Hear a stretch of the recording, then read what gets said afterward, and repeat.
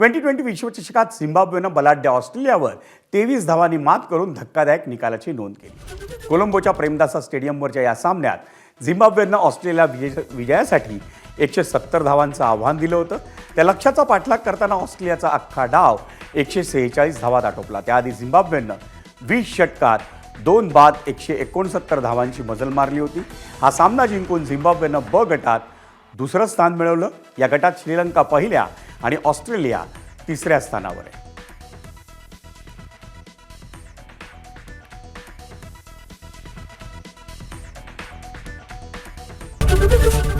ABP माझा, उघडा डोळे बघा नीट।